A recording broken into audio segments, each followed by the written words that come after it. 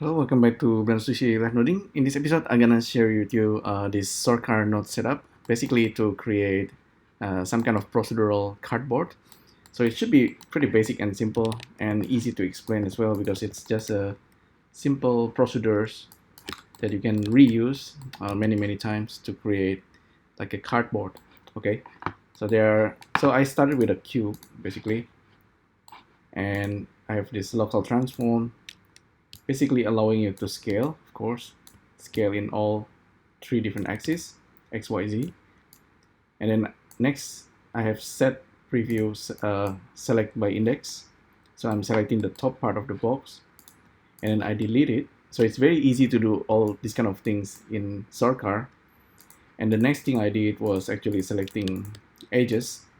So two edges I select by using select by index. The second one is extending the previous one, and then I extrude it. So I extrude it up basically, and then after I extrude it, I simply transform it inside using scaling. So this is interesting, yeah. And then I move it down again, and so we have like a cardboard. So we can actually kind of finish right here. So it's already looking like a cardboard, and you can add thickness. But I then continue on, and I select maybe the front face, and I did like a loop cut, basic loop cut, select by index for the face, and then inset.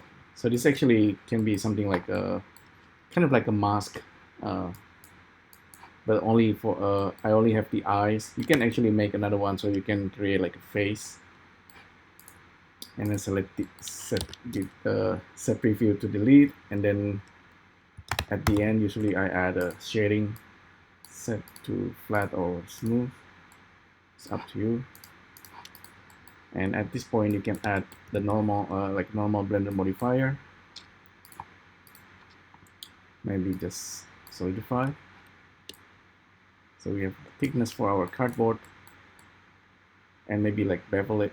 This is like smoothness set, so we want to turn on normal auto smooth. So there you go.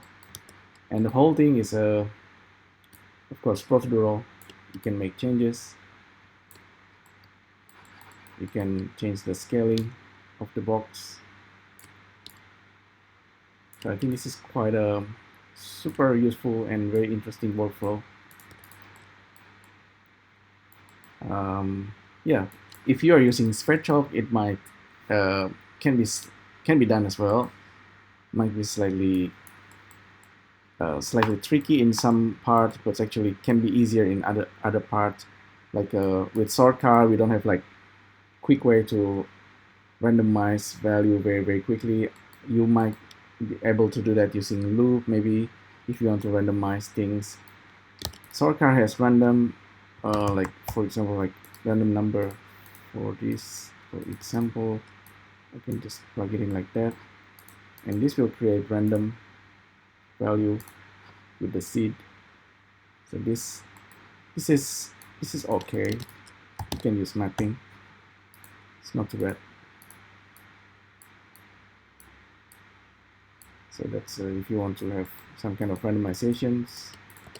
So the whole process is just becoming streamlined, so easy to recreate.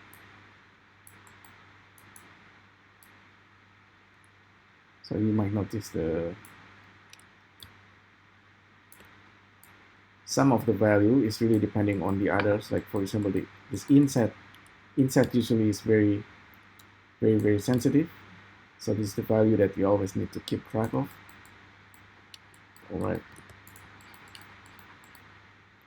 So if this is, for example, like a mask, like I said, you can perhaps, instead of making the hole at the top, you can make it at the bottom. You can change that very easily. So instead of 6 here, you can change it to 4, right? And go to the shading. Okay. All right. We might need to move this down something. So it's, oh, we need to change the edge as well. So instead of selecting the index of the edge at the top, should be at the bottom. So those kind of things can be something you need to think about.